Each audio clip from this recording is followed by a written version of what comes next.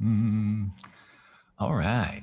It is the Down Beach Buzz Podcast. You ready? It's Friday, May 8th, 2026. And the podcast, the Down Beach Buzz Podcast, is all powered by Sherry, sustainable Sherry Lilienfeld. All the news and information you require from Ventnor, Margate, and Longport. Powered by sustainable Sherry, we said, of eXp Realty. Now's the time to buy or sell. What the hell are you waiting for? Call Sherry now. Go to realtysherry.com. The podcast also powered by Paul Scollage. He's the residential master of mortgages. Paul Scollage at rate.com. He's also the senior VP of lending. Go reach out to him. Demand that he gets in touch with you right away. He will call you right away.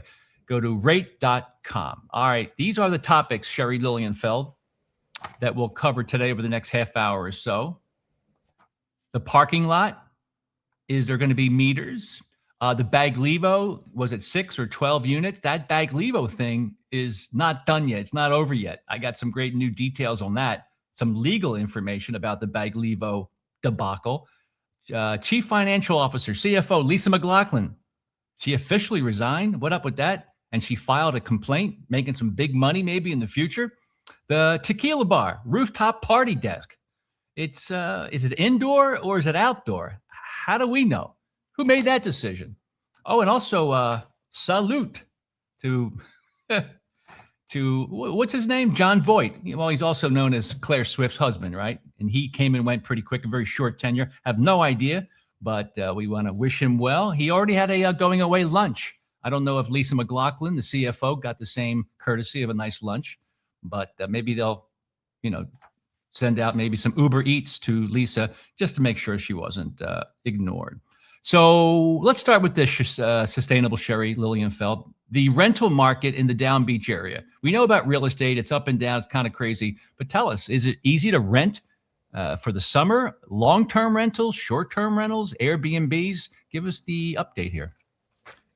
Right. So for the most part, the realtors will do monthly or what they call first half of the season, which is Memorial Day through the end of July, and then second half of the season, which is August 1st through Labor Day or full summer. We do have some weekly rentals on our MLS, but that's pretty much the lowest duration that you'll see from the MLS. Obviously, there is Airbnb and Verbo. There's a lot, Facebook. There's a lot of websites people advertise on their own. There are restrictions, though, in each municipality. Like, for example, Margate has a minimum rental of 1 week. And I will say there's still a lot of rentals out there. So either homeowners need to bring their pricing down, right? Or there's just not a lot of people renting for that duration. They're just not renting. Right now in the MLS in Ventnor, Margate, Longport, there's 152 rentals still listed in the MLS. And that includes first half of the season, second half of the season, and full summer. I didn't even do monthly. We do have monthly category in our MLS. So there's a lot of rentals out there. I can tell you my rental listings, I'm getting very, very, very few inquiries. And what happens is a homeowner, they've rented for a certain price. Traditionally every year, they're always like, oh, let's raise it. Because of course their costs are going up, and we get that. Their costs are going up, but people aren't willing to pay more. They're going to look for a shorter term direct with an owner. So the only last thing I want to say about rentals is to the homeowners is if you rent on your own, you still need to get a certificate of occupancy. And you need to get that certificate of occupancy every time you have a new tenant. So if you're renting weekly, you need to get a certificate of occupancy for every week that tenant is in there, that you have a new tenant. So if you go on my website, realtysherry.com, under my blog, there's a link for property owners for the license or what we call a certificate of occupancy you need to get. So please be mindful of that, whether you use a realtor or not. you need to do it legally and within the laws of your jurisdiction. Do you think that the municipalities, whether it's Ventnor, Brigantine, or Margate, besides the MLS where all the rentals are, you just mentioned them, but what about all the other places, the private websites, the email newsletters that go out from people who rent out their place, or Facebook or social media? There's got to be a pretty substantial amount of additional rentals that the city and you and me, we don't even know about, right? Probably. Yeah, there's just so many different routes people can go through to rent. And look, the townships are limited in inspectors in general. There's not enough inspectors out there, especially with all the new construction. It's the same inspectors that do the certificate of occupancies, that do new construction inspections. There's just not enough manpower. So yeah, I'm sure there's plenty of people that are renting without a certificate of occupancy. And it's sort of like when you have an insurance policy, so you don't get caught, big deal. But the problem occurs, or can occur, when there's a problem. Let's say there's a fire, a big issue with the property, a huge water leak. Then that's when the township's going to come and say, wait a second, why was this rented without a certificate of occupancy? Why didn't we look at this property? And that's what the certificate of occupancy looks for. They look for safety. That's why they call it certificate of occupancy, meaning it's safe to inhabit. The fire alarms work, there's smoke extinguisher, the water's running, the electricity's on. Like, that is the purpose of it. The hot water is working. So yeah, you don't really know until there's a problem. And then of course you hear about it in the papers. And what I'm not going to talk about is that rental property properly insured with commercial insurance. We won't get into that, okay? I know you want to, but we won't. Yeah, okay. But that is an issue that we don't know whether that property is with the proper insurance. Is that a fair statement? So just to state, there is a law, and that's a very good point, that when you rent and apply for the certificate of occupancy, they require you to show your insurance. That is part of the law. That is part of your certificate of occupancy application. So every March or April, I reach out to all my landlords, and I just want to tell you, if you have a realtor, your realtor is getting their certificate of occupancy. They are protecting you and doing all the paperwork. That's part of what they're doing for you. So I reach out to all my landlords and I say, please send me your updated insurance. And they do. I cannot schedule a certificate of occupancy inspection without that. So yeah, very big part, but the cities are on it. The state is on it. It's part of the law. Yeah, good deal there. Sherry Lilienfeld, sustainable Sherry Lilienfeld of EXP Realty. Wait, you have to say why you call me sustainable Sherry. What's that look for? We'll get into that. I was ready to. I was ready to act like Mr. Announcer, the announcer guy, and then you. Anyway. Okay. So the Down Beach Buzz podcast for May 8th, 2026. So the next topic, Miss Lilienfeld, is I'm so excited. There's no park-like setting. There's no benches for us to have a lunch right there on Atlantic or Ventnor Avenue. The parking lot of the old contaminated gas station. Give me some good news about the parking lot. Is it going to get paved? And what other stuff's going on there?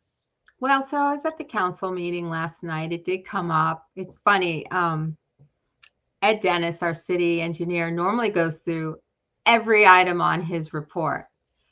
Seems like last night he was kind of skipping things. Maybe if something didn't change, I guess. Yeah. I don't know. But he didn't even know where he was, because he didn't say, oh, we're on item L here or item K. But anyway, with the parking lot, they are getting Park Mobile so that people can pay for their spots, but it's really, really inexpensive. It's $1 an hour, which is like nothing. I'm not sure if there's some kind of limit.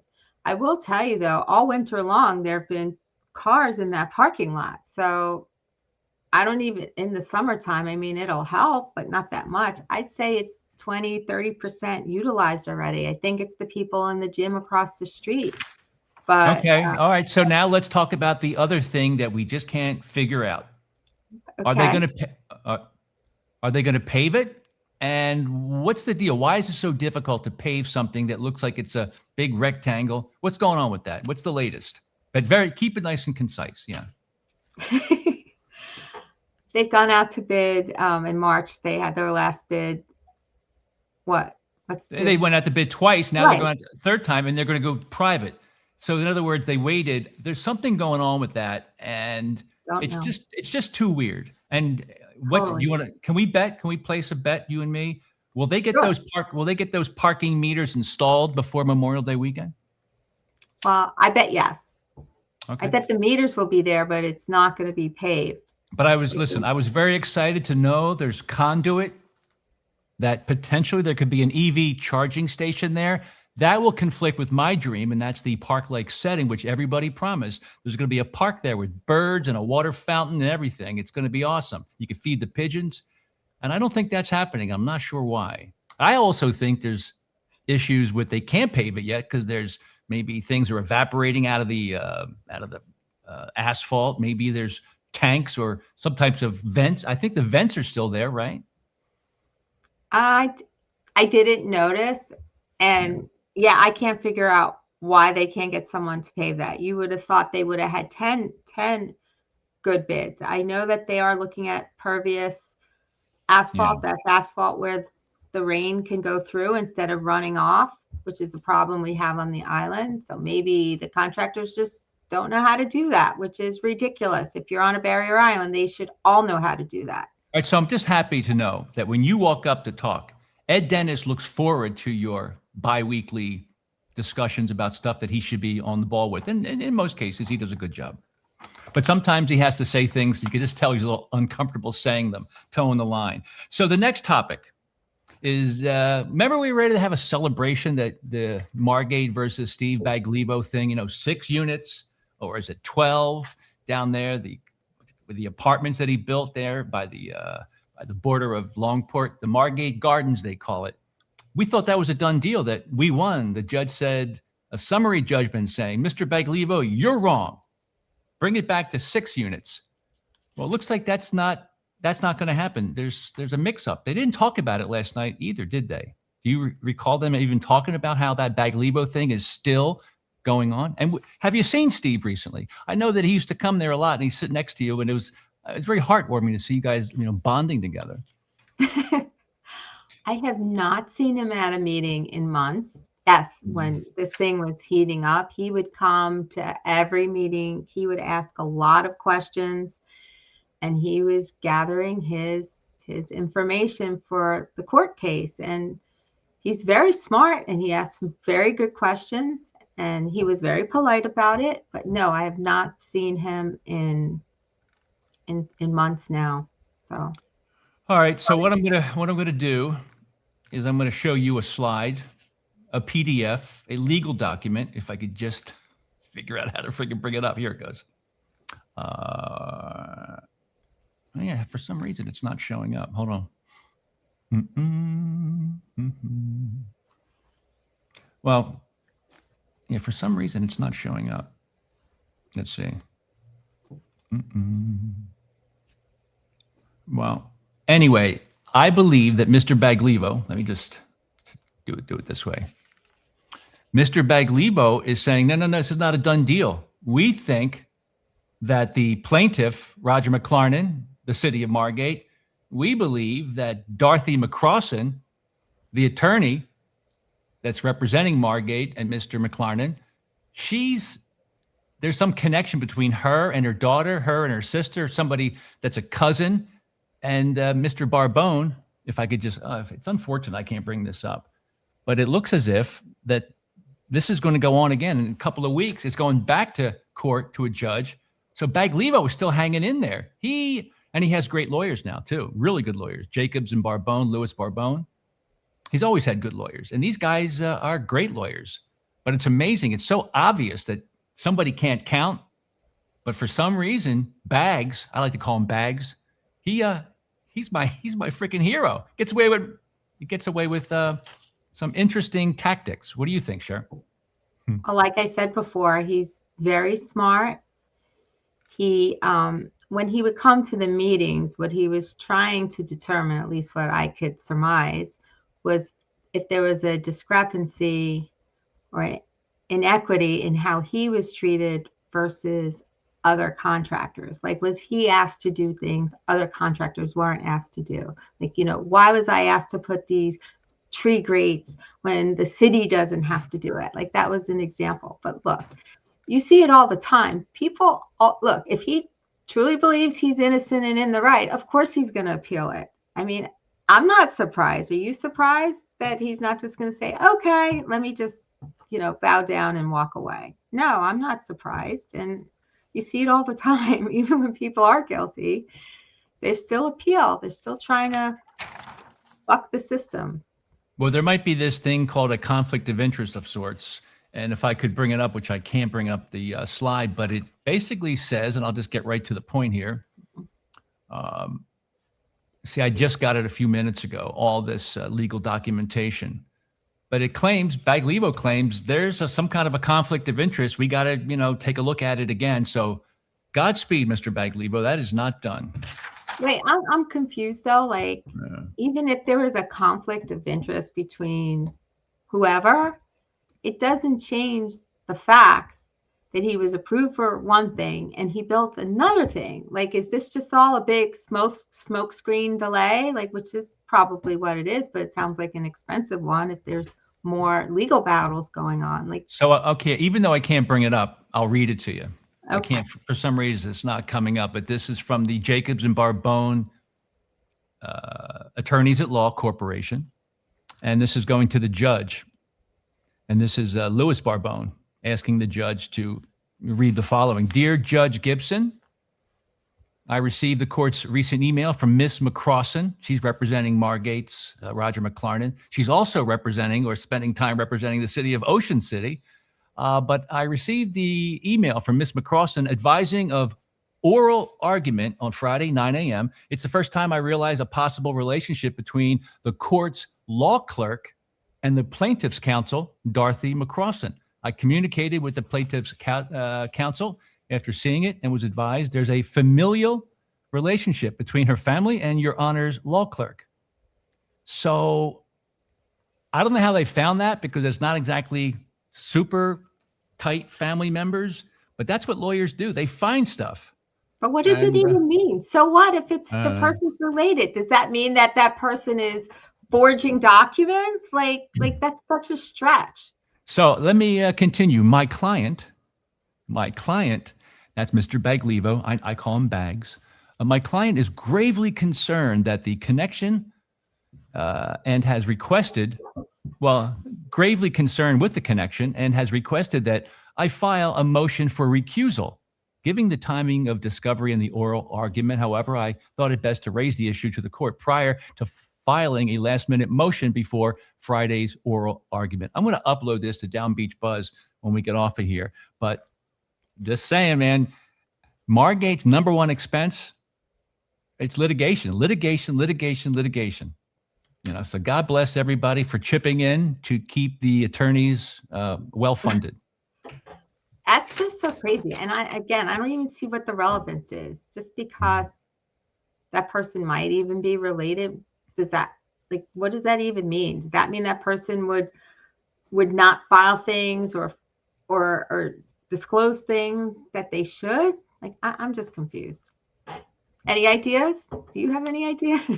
No, it's just there's not enough voters down here. There's not enough full-timers. So it's tough to have, oversight. And the people that do vote, they are probably connected or have good jobs from the city. That's just my conspiracy theory. All right, let's just move on. I wish we had some other graphics here. But what we'll do, go to the next topic. CFO Lisa McLaughlin has officially resigned, and she's also filed a complaint against the city and a whole bunch of other people that work for the city of Margate. And John Voight left. That's Claire Swift's husband. And he was filling in very briefly for Lisa McLaughlin, the CFO, who was out on leave, but now she's officially gone. They didn't, whatever. So there's a lot of litigation. There's a lot of expense going on there. First off, Sure. Do you Yeah. have a pad? Can you write this down, please? I got some stuff for you to do. I'm just going to get you to every time we do a podcast. I have a honey-do list for you. Could you have a pen? Got my pen. It looks like a marker or a crayon. No crayons. No, it's my Charles Schwab pen. I want you to form the new Margate Taxpayers Association, because there was one at one time. They did some good work, but Margate taxpayers desperately need representation. If I were to ask you this question, Sherry Lilienfeld, sustainable Sherry Lilienfeld, if I were to ask you, who represents the best interests of the Margate taxpayers? Who is that entity? I'll wait. It's supposed to be who we voted for, our mayor and our commissioners. Okay, thank you. It's supposed. I like the word "supposed to be." Yeah, the phrase. All right, we're not making fun, but let me tell you, Margate and Ventnor, they all need representation of somebody that represents only them. Kind of like you, as a buyer's agent, you represent the buyer. You don't represent the seller. We make it how stupid that is to actually, go to a real estate deal and let the seller's agent represent you as well. How foolish and stupid that is. Who's representing the Margate taxpayers? I just can't get that answer. And the other thing, I'll have other stuff for you to do as well. Find out why Claire didn't invite you and me to the lunch. We should have went. Tequila bar. You ready for the tequila bar? Rooftop party deck. Oh, It was officially designated as an indoor space, but the problem is it has louvered roofs I can't even talk today. The louvered roof, which means it opens, it slides open, slides closed. It has windows. That's great. They bought windows. $175,000 worth of windows. I've heard that multiple times, John. I don't know. I have a feeling. Our good friend Scott, I think he dug deep and he chipped in on that. I know it's 175. I gave him a couple of bucks. But Scott, you and I love Scott, but we have to say, don't keep on bringing up the expense. That's not good. That's not good. And fix your mic, Scott. Fix your mic, because you're the smartest guy up there. You're the adult in the room. He really is. He's not good with that mic. I agree. I was saying that last night, and I was like, you can't hear them. Nobody talks in their mic. It's so annoying. Even when people go up to to speak for public comment, they're not talking into their mic. It's so important. And I know it must be so frustrating for you on the other end when you're trying to hear. Well, I'm most concerned that Johanna Casey, the city clerk, I want her, when she does her meeting minutes, to have every word that drops from everybody's mouth. I don't think that happens all the time. I still love her. She's the best. But I did reach out to her. She usually responds pretty fast. Johanna is the real deal. So yes, go Scott. But he's a great attorney, because he's getting up there and defending a private business, Tequila Sunrise, the party deck. And between him and our other good friend, Pat Moran, the new business administrator, man, sometimes I feel like they dump everything on Pat. You see up there on the dais, my good friend Maurice and Kathy and Michael, the mayor, they don't talk during this. And they just dump it to Scott or Pat Moran, my good friend, or Roger. Roger gets the award for being very smart, keeping his mouth shut most of the time. The people who keep their mouth shut are the smart people. And there's a lot of smart people in that room, man. But anyway, I hope they can work this out, guys. Everybody knows. Listen, everybody knows that whole tequila thing. Look back on Down Beach Buzz at all the stories we covered, even the other stuff. Nanette covered it. Press of Atlantic City covered it. There's a lot of crazy stuff going on with that property. And then when you have real estate folks that, they're experts, they know the rules. They took down one wall at a time.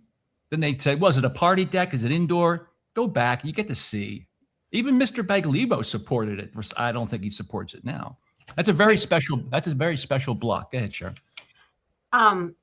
I was surprised last night too, because last night was the adoption of the budget meeting, but yet again, there was so much discussion about the tequila bar. Like, it kind of surprised me, because there was the last meeting, it was a lot, it seems to be every meeting there's so much discussion about it already. And I guess I get it because the summer's coming and the residents near there, they just want to see results before the summer, because they know once the summer comes, it's not going to be good.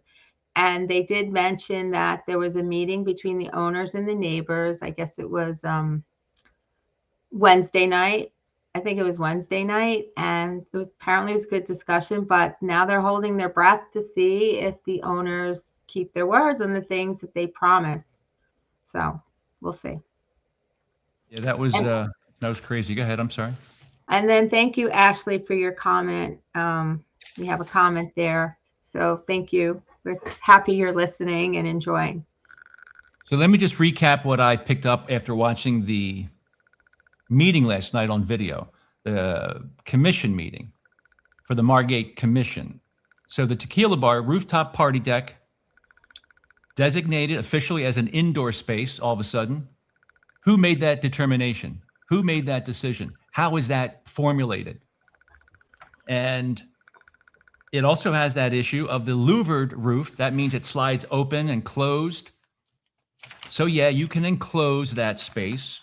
And they bought new windows, $175,000. I understand. Sure, that's. I'd like to see the receipts on that if you don't mind. And put that on the honey-do list. Get those receipts for me. Can you? Okay. And yeah, just do that. And then talk to Ed Berger in charge of the chamber. He's a good guy. I think I like him when he chimes in with this stuff, because he's a master. He knows that business is important, but sometimes you gotta play nice with your neighbors. So the next step is they bought 100.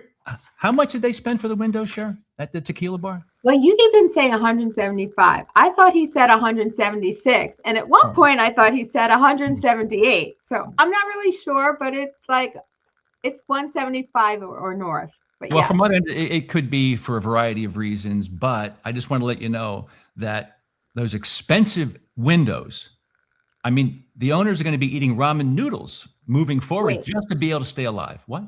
I just want to be clear. It's not $175 a window. It's $175,000 for all the windows. So in case people are wondering why we're going on about that number, it was $175,000 for the windows we keep hearing about. So the whole idea behind the windows is to keep the sound inside and not disturb the neighbors. Even in Longport, blocks and blocks away, people can hear boom, boom, boom all night long. It should be turning off the sound. They should be turning off the sound, the tequila bar, at 10 o'clock, because they're an outdoor place. They are an outdoor place. Why? The windows, and I think you said $178,000. So I'm going to take your word on that. They open. They slide open. And the louvered roof slides open and closed. But sure, can you check real quick and put this on the list? Put that at the top of the list. When does the HVAC or air conditioning get installed at the Sunrise Tequila? Because for them to keep everything closed, the louvered roof, whatever the hell that is, and all the windows, $178,000, I understand. When you keep it closed, it's going to get really hot in there. So if you could write that down, could you find out when that HVAC is going to be installed? And can it be installed? Is the structure, the party deck, can it hold on to that very heavy equipment? Yeah, that was a good point, because I know when I put my HVAC system at my home, you need a certain distance, because there's an outside condenser and everything. You need a certain distance away from your neighbors, and it takes up a lot of space. And I have to imagine for a commercial building like that, you need a place to put it. They don't even have enough space for their trash. How are they going to find? No, you're laughing. They don't have enough space for their trash. So that's probably why they haven't installed one. It's probably not because of the cost. It's because there's no place to put it. So it's a great question. Don't know the answer. Maybe I'll ask it next meeting. But where's the HVAC system going? I'll ask it. And one final point. With all due respect, they talked about, the Mayor Collins talked about last night during the Margate Commission meeting that, Mr. Collins stays quiet, but Scott Abbott, the attorney, the solicitor for the city, he said, listen, there's nobody in this room that was a part of that original okay to let them build this thing. The application, it was approved by somebody that's not in this room right now. He's referring to the the planning and zoning board of the city of Margate. But he kind of forgot, and I'm here to help him out. As you know, I'm trying to be a part-time real estate agent and a realtor, legal person. And the mayor of Margate, he's the one that selects the planning board. We got to remember this is Civics 101, everybody. The mayor of Margate gets to select the planning board. Prior, a couple of years ago, the mayor's father, Michael Collins' father, he was a part of the planning board in Margate. So when Scott says there's no one in this room that was a part of that, we're stuck with it. Well, it's true, but we do have to remind everybody this thing's been going on for a couple of years. And I believe they're experts at real estate, the owners. But they know what they did to that neighborhood, and it continues on. And this is not going to stop. So you got to keep those windows closed, keep that louvered roof closed. You're going to have a big hot box. They're not going to keep it closed. They're going to open it up. So Sherry, number 4, write down, you're going to start up immediately, first thing tomorrow, another Margate Homeowners or Taxpayers Association. Thank you. That seems to be number 1 on my list. You know what? We have a lot more watchers when we are ranting and stuff. Well, me. Remember I told you I wasn't going to rant today? You can't help it.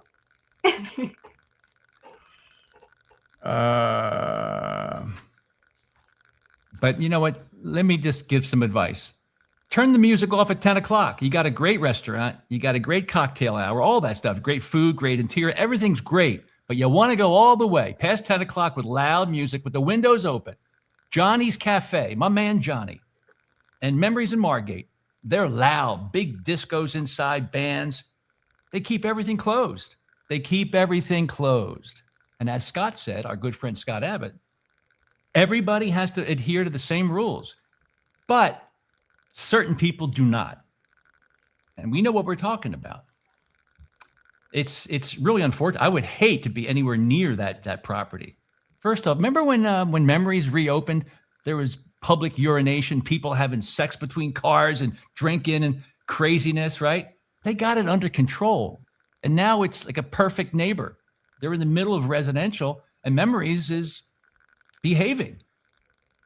So why aren't they applying the same pressure to tequila, the Sunrise Tequila? Could it be they want to protect Friends? I don't know. What do I know? We don't know nothing.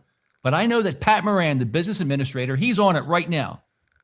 He has an investigator's background. Did you know that? You are aware of that. Are we going to do, you think we invited zoning officer Roger McLarnon on? He would speak freely about all this? Yeah, I mean, he offered to be one of our guest speakers, so we just have to get him on the schedule. And yeah, I would imagine he would talk about it. He has no problem answering me when I ask him those questions, so I'm sure he'll talk about it to some level. He's very bright. He's a very smart man. Yes, he is. So that kind of freaked me out. All of a sudden they converted the rooftop party deck to an indoor space. Magically got designated indoor. I'm telling you, you got a case here, Margate neighbors. You really got to push forward. Don't be intimidated, because when you're down the shore and there's very few voters, imagine all the people that come back from being down in Florida. They come back and they see what happens. Same thing's happening in Ocean City. They're trying to erect some big giant cell tower. All the second homeowners are freaking out as they come back, saying, "What? You're trying to build what?" Same thing with that big hotel on the boardwalk. When you don't have a lot of voters, you never know what's going to happen. You got to, if you're a second homeowner, you got to put pressure on people, even though you have no voting rights. You can compel them to act appropriately. And it's only going to get worse. So before I moved to Margate, I used to live in Pennsylvania, and we had our vacation home in Sea Isle. And Zach was the president of the group called the Non-Resident Taxpayers Association, because as you know, most of these shore communities, most of the taxpayers do not live here. So that was his job, to educate them on issues and speak up, because you do need to speak up when you don't have the voting rights. So just wanted to bring it up. Very familiar. It's not an old topic. I mean, it's in every shore community or any community where you have very few voting people who actually pay taxes. There is an upside here. It makes me forget about everything, and that is we're getting a Jersey cow, so life is good. For sure. We're getting another bagel place in Ventnor too. I think it's called Poppy's, if I'm not mistaken. Yes. Actually, I was going to mention that to you. Yes, Poppy's. It's near the movie. It's across from Wawa. It's where the clothing store used to be. I forget the name of it now. Jules. It's where Jules used to be. Oh, Jules of Margate. Yeah. Well, Jules of Ventnor, Yeah. then Margate, then Ventnor. Yeah. All right, you ready for the next topic? The most important Yes. topic. What are we looking at here? Is somebody out front of your house digging up stuff, or what's going on? So yes, this was in front of my home. Yes, this is the street crew that comes around who are replacing the galvanized lead-lined pipes for the service to the city. The big hole in front of the lamp pole that's where it connects to my house meter. And what they're doing is they're digging up the old galvanized pipe and they're replacing it with copper. So I woke up to this one morning and they're banging, banging, banging, banging on the streets. And this happened to be the day I was driving up to Trenton to testify. So didn't need my sleep that day, but it was okay. So yeah. So all of Margate's going to have this. So there's a state mandate that by 2031, every service line. So if you look at the left, you see the old lead service line. It comes from the water supply, the municipal water supply to your home. And that all needs to be replaced with copper or PEX line. What they're doing in Margate is copper. So you're going to see this everywhere. All the streets are being ripped up. The good news is, and after they're done ripping up the streets, number one, the service lines are going to be brand new. And number two, they're going to repave the streets. So yeah, why is this a problem? These are the health effects of lead. Lead is just really bad. You hear about it with children. It affects their growth, their cognitive abilities. It causes all kinds of issues with your heart, your kidneys, your blood, your bones. It's just bad, bad, bad. There is no quote unquote safe level of lead. So this is what the water looks like after they replace the lines, because when they're doing it, they're shaking stuff up. All the sediment comes out. If there's lead in your pipe, you can't actually see lead. This is really the sediment, so it's a little deceiving. But this brown water is going to come out of all of your faucets after they replace the lines. And what they tell you to do is flush your lines for about a half an hour.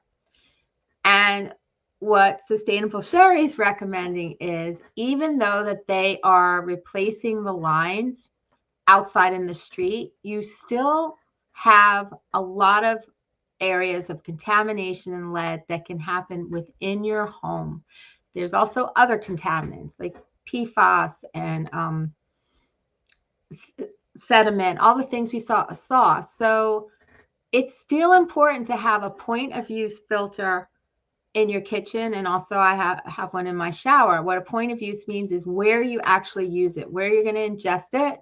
That's where you need to filter it, because there's still a lot that can happen between the water main and your home and what's going on in your home. So that's what I'm recommending. These are some examples.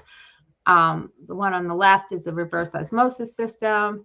It goes under your sink, and you have an auxiliary faucet, that's silver hoop-like faucet. And then the one on the right is a combination of activated charcoal, common, and reverse osmosis. It's just two different examples. There's plenty out there on my website, sustainablesherry.com. I have an area where you can shop. Oh yeah, you go into my website. If you go under the shopping tab, and then you go down, and then there's a water purification area. there's a bunch of different filters that you can look at.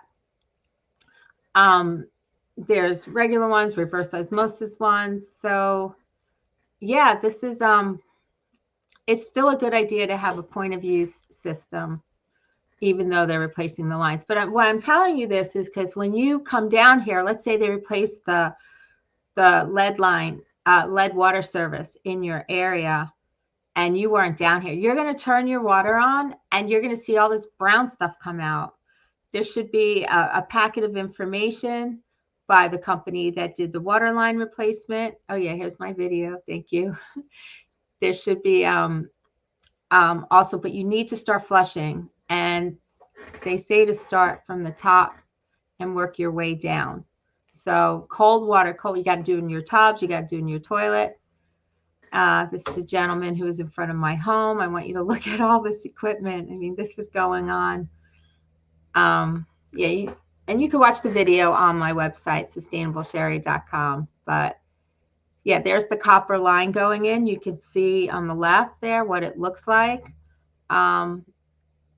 It's a big job, and they have to do every single house, every home. Yeah, it was quite a busy morning, and it wasn't the best weather. So thank you.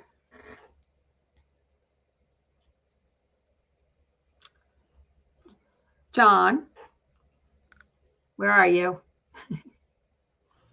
Hold on a second. There we go. There we go. There we go. I'm getting used to you disappearing and me having to talk. No, I was busy doing all the work. That's about it. So reach out to Sustainable Sherry. Go to realtysherry.com for real estate, and go to sustainablesherry.com for green information. And that is the podcast for today. And that is May 8, 2026. How's that? Thank you, Sherry. Have a great weekend. Bye, everybody. Bye.